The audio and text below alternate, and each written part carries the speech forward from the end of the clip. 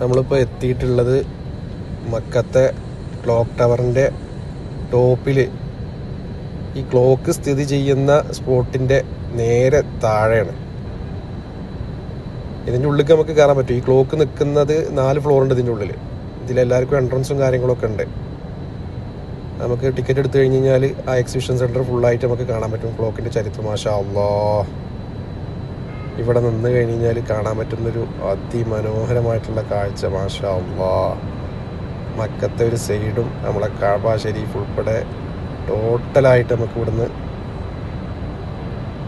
കാണാൻ കഴിയും. മാഷാ അല്ലാഹ്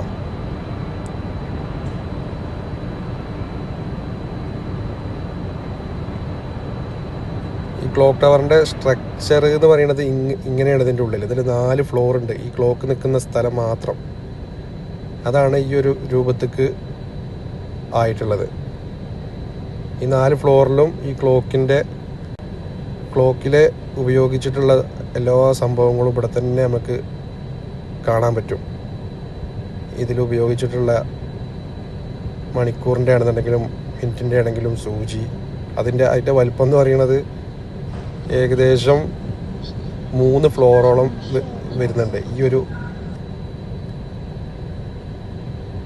ഇത് ആ ക്ലോക്കിൻ്റെ നേരെ ബാക്കിൽ അതിനെ ഈ സൂചി ചലിപ്പിക്കുന്ന ഒരു മെക്കാനിസമാണ്. ഇതിൻ്റെ ഒരു സൈഡിൽ നിന്ന് വേറൊരു സൈഡിലേക്ക് ഇങ്ങനെ അങ്ങോട്ട് നോക്കിക്കഴിഞ്ഞ് കഴിഞ്ഞാൽ അതാണ് അടുത്ത ഭാഗം. മൊത്തം 4 ഫ്ലോറാണ് വരുന്നത്. ഇതൊക്കെ അതിൻ്റെ ഉള്ളിലുണ്ട്. ഈ എക്സിബിഷനിൽ നമുക്കൊക്കെ ടിക്കറ്റ് എടുത്ത് വന്ന് കാണാൻ കഴിയുന്ന രൂപത്തിലാണ് ഇത് സംവിധാനം ചെയ്തിട്ടുള്ളത്. ഇത് വർക്ക് ചെയ്യുന്നത് കാണാൻ അതിമനോഹരമായിട്ടുള്ള ഒരു കാഴ്ചയാണ്. അതുപോലെ ഈ ചന്ദ്രക്കല, ഏറ്റവും ടോപ്പിലുള്ള ചന്ദ്രക്കലയിൽ 4 ഫ്ലോറുണ്ട്. അതൊക്കെ ഇപ്പോൾ എൻട്രൻസ് ഇല്ല എന്നാണ് പറയണത്. കുറച്ച് കഴിഞ്ഞാൽ തുറക്കുമെന്ന് പറയുന്നുണ്ട്. ആ 4 ഫ്ലോറിൻ്റെ ഡീറ്റെയിൽസും നമുക്കിവിടെ നിന്ന് കഴിഞ്ഞാൽ കംപ്ലീറ്റ് ആയിട്ട് കാണാൻ പറ്റും.